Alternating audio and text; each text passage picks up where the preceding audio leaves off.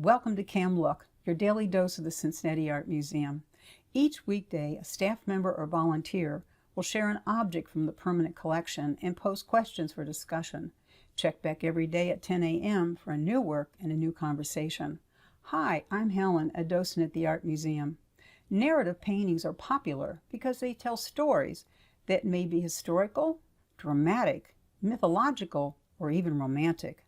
Today, I'll tell you about an artwork that's unusual for two reasons. First, the painting is on a pillow.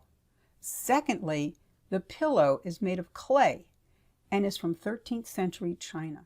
When you see this object in the display case at CAM, you'll probably think, well, maybe it's a box with a decorated lid. It certainly doesn't look like any pillow that you know. But hard pillows made of stone, wood, or bronze were buried in Han Dynasty tombs beginning over 2,000 years ago. They were tomb furnishings, status symbols for the dead. About the 7th century, ceramic pillows became part of daily life. In the hot, humid climate of southern China, they helped keep people cool as they slept. Ceramic pillows reached their peak of popularity in the Song Dynasty, 960 to 1279. All the major kilns in China produce ceramic pillows. Collectors and museums identify their age and origin by the size, shape, and style of decorations. The museum's example is one of the Cizhou kiln's distinctive rectangular pillows painted in underglazed iron.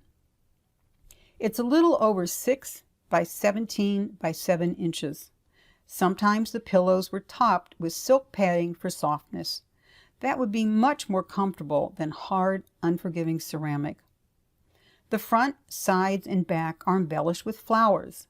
Lotus, hibiscus, and peony blossoms framed by elaborate borders. Do you see the writing on the left side? That's the signature of the artist who painted the dramatic scene. It's his studio name and says, "Made by the hermit from the banks of the Shang River."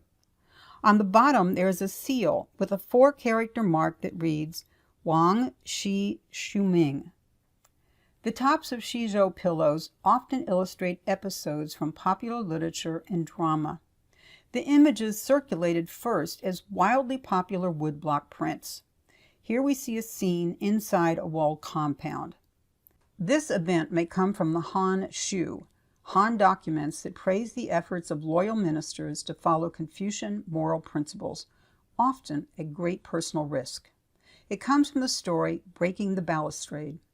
Zhu, a minister, the kneeling man, protested to the emperor, standing on the far right, that there were corrupt high officials at his court.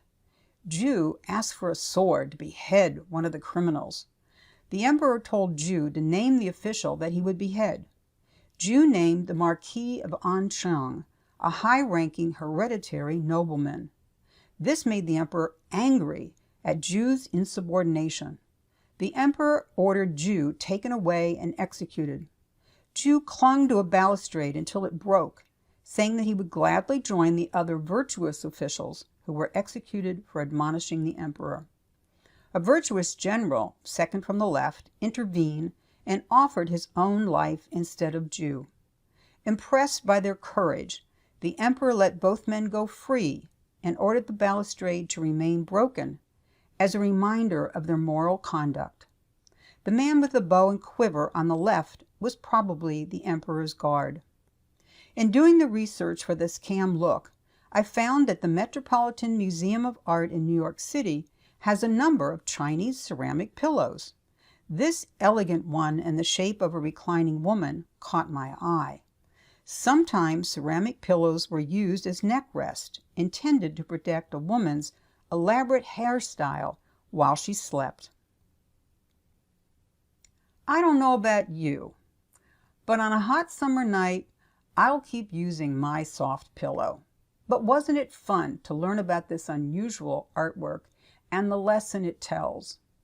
The story was to encourage Chinese officials to act morally, even in a dangerous situation.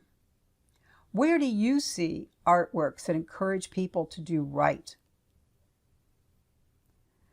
They could be posters, graphic novels, advertisements, or even a Renaissance painting. The next time you visit CAM, stop in Gallery 202 to see David and Goliath, illustrating the famous story from the Bible. Thanks for joining us on CAM Look today.